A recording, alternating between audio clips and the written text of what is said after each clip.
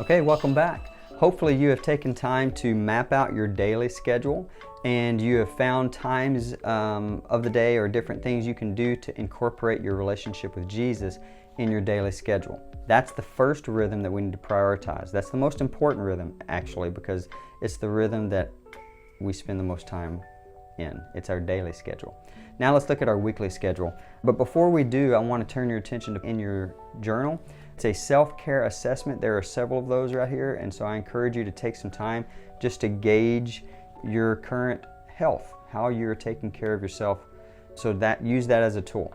But now, if you will, turn with me to pages 64 and 65. Now, I want to turn your attention to the QR code that's on page 64. That will be a good QR code for you to be able to scan to learn more about Sabbathing and what it means to Sabbath. These video tutorials, we don't have time to go through that entire lesson, so I encourage you to scan that QR code. I also encourage you to go through this process with a life coach so that you can have some conversations that go deeper than what these video tutorials can do.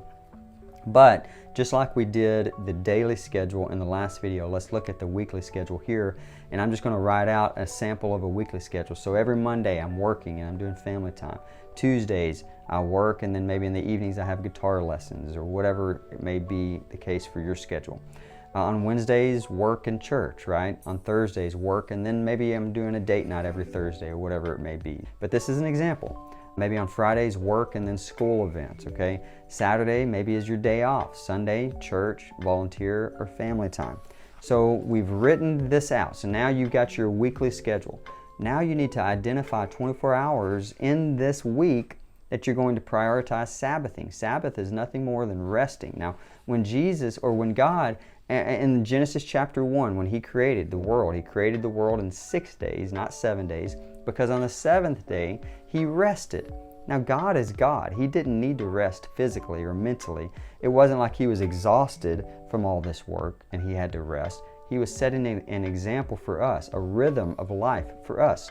And not only that, what Sabbath means is not necessarily just physical rest. What Sabbath means is stopping work.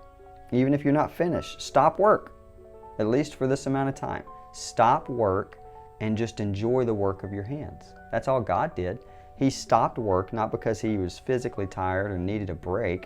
He stopped work to enjoy the work of His hands. That's what Sabbath is. So maybe what I would do is I would look at my weekly schedule and I would say, well, of all of this, the one day that I can definitely prioritize resting, stopping work, and just enjoying the works of my hands would be on Saturday. So I would choose Saturday to be my Sabbath. Whatever it looks like, you might have to piece it and say, well, I can only do about half of my Sabbath here, but I can do another half here. That's better than not doing it at all.